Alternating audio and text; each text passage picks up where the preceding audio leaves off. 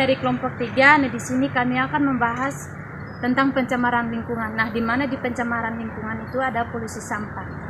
Jadi dalam polusi sampah ada dampaknya. Yang pertama dampak lingkungan, yang kedua kesehatan manusia, yang ketiga solusi yaitu daur ulang sampah, yang keempat pengurangan konsumsi sampah plastik, yang kelima pengolahan limbah yang lebih baik.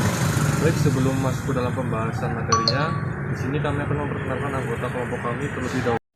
Baik, perkenalkan, nama saya Yohana Abu Kaka, NIM 2021-71001, angkatan 2021, asal dari NTT Sumba Barat Daya.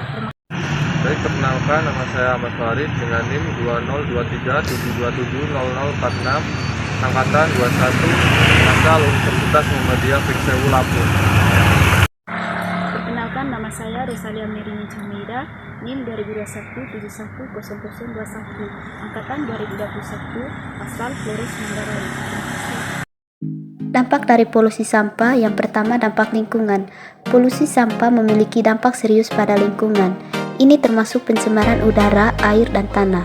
Sampah plastik dapat memicu kerusakan ekosistem laut dan mengancam kehidupan satwa laut. Selain itu juga, pembakaran sampah bisa menghasilkan emisi beracun yang merugikan kesehatan manusia dan lingkungan. Upaya untuk mengurangi sampah yaitu dengan cara mendaur ulang dan mengelola sampah secara efektif sangat penting untuk melindungi lingkungan. Dampak kesehatan bagi manusia.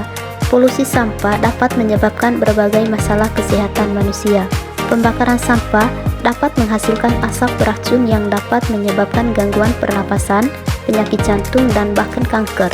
Selain itu juga, limbah kimia dari sampah bisa mencemari air minum dan sumber air lainnya, menyebabkan penyakit seperti diare, klorea, dan infeksi kulit. Sampah juga bisa menjadi tempat berkembang biaknya vektor penyakit seperti nyamuk yang menyebabkan malaria dan demam berdarah. Solusinya yaitu daur ulang sampah. Yang pertama, memisahkan sampah. Pisahkan sampah menjadi kategori yang berbeda seperti plastik, kertas, logam, dan kaca supaya mudah untuk proses daur ulang. Yang kedua, menggunakan kembali barang-barang. Alihkan barang-barang yang masih dapat digunakan agar tidak masuk ke tempat pembuangan akhir. Misalnya, gunakan kembali kantong belanja, botol air minum, atau kertas bekas. Yang ketiga, mendukung produk daur ulang. Beli produk yang terbuat dari bahan daur ulang untuk mengurangi penggunaan bahan mentah baru. Yang keempat, mengompos. Mengompos sisa-sisa organik seperti sisa makanan dan dedaunan untuk menghasilkan pupuk alami. Mengurangi konsumsi plastik. Yang pertama, menggunakan kembali barang-barang. Alihkan penggunaan barang-barang sekali pakai dengan barang-barang yang dapat digunakan berulang kali seperti botol air minum dan tas belanja kain. Yang kedua, menghindari plastik sekali pakai. Hindari penggunaan kantong plastik, sedotan, dan wadah makanan sekali pakai dengan mencari alternatif yang lebih ramah lingkungan seperti kantong belanja kain, sedotan stainless, dan wadah makanan tahan lama. Yang ketiga, daur ulang plastik. Pastikan mendaur ulang plastik yang digunakan untuk memperpanjang siklus hidupnya dan mengurangi jumlah sampah plastik yang berakhir di tempat pembuangan akhir.